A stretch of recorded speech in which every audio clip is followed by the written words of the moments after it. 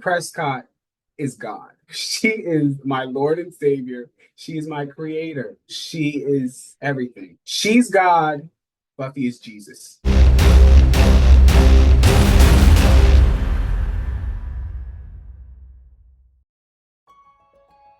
Hey everyone, my name is Jeremy. Call me Germs. I am from Pennsylvania. I am one half of Rise from the Dead podcast, and I love candy corn. It's just so nostalgic. It's wonderful. It's sugar. It's colorful, and you can put it together, and it looks like a corn on the cob. Yeah, texture is okay. What I like to do is eat the little candy corns by color, like the white first, and then thinking it's going to be different, but it's not. Yes, I work in the medical field. I've been doing it for 9 years. I work with one company, it's a big company, but I do multiple jobs, nursing to all types of things. I watch a lot of Walking Dead. I am obsessed with that show. My sister, my younger brother, we all cosplay as the Walking Dead characters. I was Tyrese, my sister was a zombie, and I think my little brother was a zombie as well. To me, in my opinion, Walking Dead seasons 1 through 5, maybe 6, are the best, like, top tier for the show. If you didn't stick with that transition period with Negan, I think you have to stick with that transition in order to get the whole gist and the feel of it. But it's one of those things where it's like, all right, you started it, you're committed, and you might as well go through with it. That's how I felt with Walking Dead. Ash and I met in a chat with other podcasters, homies of horror. But Ash and I, we started interacting with them because they host a Twitch Monday night type of stream deal, and Ash and I talked and Discord and all that fun stuff. And she just slid in my DMs because I'm cute, and she said, "Hey, do you want to join?" She, very softly at first, like, you don't have to be full time. Like, you come on like as a permanent guest, like a special guest. Oh, I'll do it. I'm all in. I love Ash. Ash is such a breath of fresh air to me, and she doesn't know it. I tell her this all the time, but she has done a lot for me, more than what she would ever know. She has given me so much time and investment as a friend. She has trusted me with her baby, with Rise from the Dead, because it was her and she was doing a good job. I kind of felt almost intimidated because she is this horror oracle, we call her. She knows the ins and outs, the who's what. And I, at the time, I still kind of feel like I have like imposter syndrome, and I'm kind of green when it comes to horror. I was a casual horror fan, like, growing up, and I always loved it. I always loved horror. When Ash told me, hey, join me, I'm like, all right, let's go. And 2 years later, I'm having the time of my life.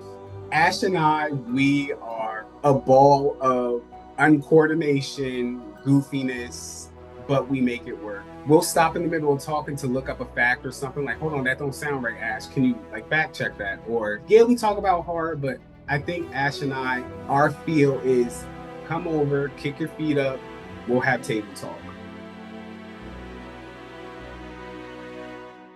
Ash and I talk about lesser known horrors because we feel as though the independent, up and coming writers and directors are so hungry for it, and they give a damn what they put out there. And how can you not acknowledge that? How can you not admire that? I think it goes hand in hand. We love horror, you're trying to get your stuff out, and we know you're passionate about it. Why not? Let's talk about it. Let's cover it. Let's put you out there. You don't know, it could help with their funding, it could help with anything. And word of mouth is pivotal. You get to experience these bodies of work that are just great, that can rival things that are hitting the theaters. And these filmmakers and these writers, they just want a chance. And it's so cool. It's like, all right, come on. And then we try our best to gas it up. Ash and I, we have a pact. Even if we don't care for the material, we will never ever bash, because how dare I? I'm a regular Joe Schmo type of person, everyday type of person. I am no film critic by any stretch of the means. Everybody's in this together.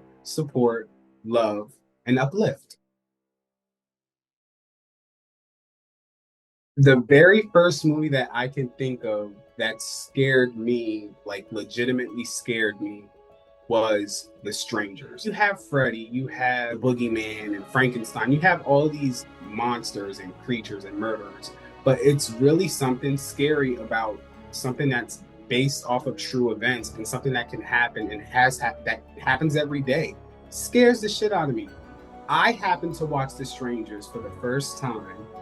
I was with that sorry ass ex. He decided that he was going to go on a cruise without me. So my dumb ass is home, and I'm like, the night before he leaves to his cruise, I want to watch The Strangers. We watch it. I'm scared to death. I'm like, yo, do you have to go on this cruise? Do you have to go? He still went. Bitch. It scared the shit out of me, but it's probably in my top 5. It's excluding horror, it's top 5 favorite movie ever.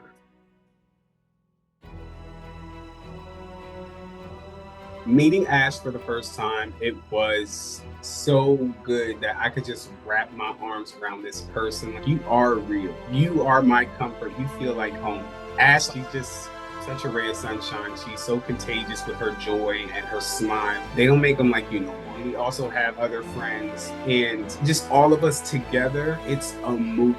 Non-stop laughs. It's just camaraderie. With us, I talk to these people that I've met online more than my own family.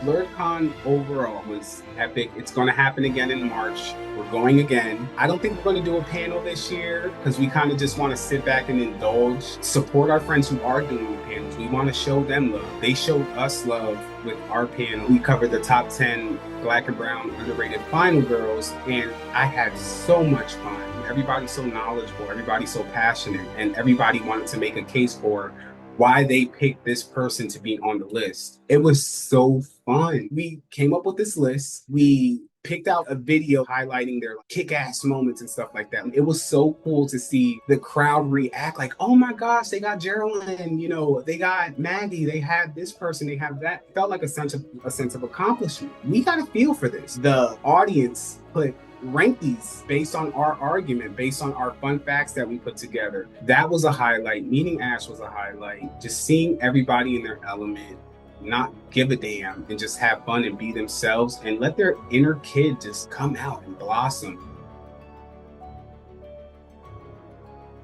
What I gravitate towards as far as horror, I love found footage. I love slashers, anime horror. Anime horror is becoming more and more my thing. I just recently got into Uzumaki on Adult Swim. Pretty twisted shit. People who indulge in marijuana may or may not want to indulge before watching that. It's a great show, but I can't stay away from things like Train to Busan. I love Train to Busan. It's a great horror movie. Ash got me the Perfect Blue book. Perfect Blue. And I champion this one show. Listen to me. Please, please, please look up A Promised Neverland. Great show. It's only 2, maybe 3 seasons. Easy watch, but very fulfilling. I am also into blaxploitation films as well. Dr. Black and Mr. Hyde. We covered this movie. It was awesome. Blaxploitation films are great. Blackula, Sugar Hill, Bones. Wonderful films. Spice World. I love the Spice Girls. I love Spice World. It's so nostalgic. It's the best. Baby Spice was my favorite. I miss the lollipops with the stickers and all the merch. Yeah, that movie's not been great. And why isn't it streaming it? Sidney Prescott is God. She is my Lord and Savior. She is my creator. She is everything. She's God. Buffy is Jesus. That puts me to sleep. That's my white noise. That's when I work. I love Buffy. I love Buffy. I think it was ahead of its time. It still holds true.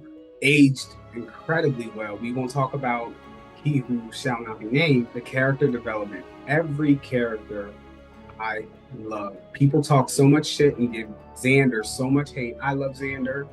He's probably like my least favorite, but it's all love for Xander. I will say too, I prefer Faith over Buffy. Just saying. The comic books, I started season 8 and a little bit of 9. A lot has happened in the comic world of Buffy. Kind of gets me sad because I'm like, dang, they could have really did this in the show. And I do think with being in the comic era of a show, you have a lot of freedom.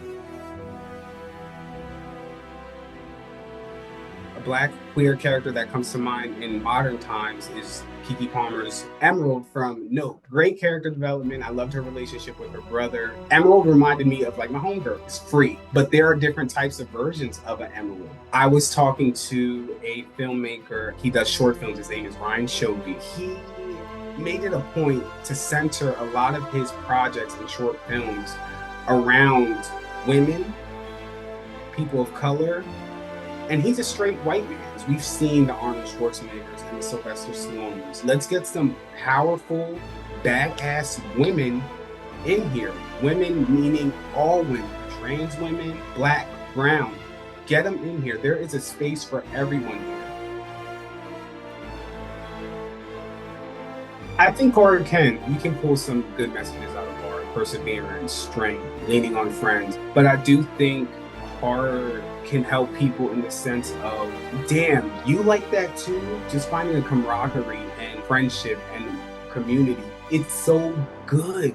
It brings so much more than just a good time. It brings lifelong friendship. Can we all agree that, horror is the redheaded stepchild of films? For someone to have such a passion, someone else to have such a passion for this genre and the subgenres that it offers, that's connective tissue right there. What scares me is asking for help. I'm a very self-sufficient person. I'm a very independent. I'm everyone's go-to. But what happens when that person who is the rock needs help? Me burdening somebody with my issues, that scares me. I don't know if it's because I'm scared to be vulnerable. I don't know if I'm scared because I don't want to appear weak, but that scares the shit out of me. I am working with it. Favorite horror video games definitely have to be Until Dawn, Dead by Daylight. Friday the 13th was a fun game, but now we have like Texas Chainsaw Massacre, which is, it's okay. Attack of the Killer Clowns, Space, Resident Evil. A movie that I could like put on in the background and just let it rock is the remake of Dawn of the Dead. I love Dawn of the Dead. I love the remake of House on Haunted Hill. That's another one that could play in the background. Any Scream, I'm a firm believer of, and it could be because I'm biased because I love Sidney, but I don't think there is a bad Scream. I have preferences. I have my own little personal list, tier list, but I do not think there is one bad Scream. As long as Ash and I are having fun, sky's the limit. I'm okay if we stay where we are, because this is the best I've ever felt when it comes to doing something. It feels like I have purpose. I have something to look forward to. My cup is being so filled with what I'm doing. What Ash and I do, it's priceless to me. But I am so happy right now. And I hope Ash is too. I do not want to let her down.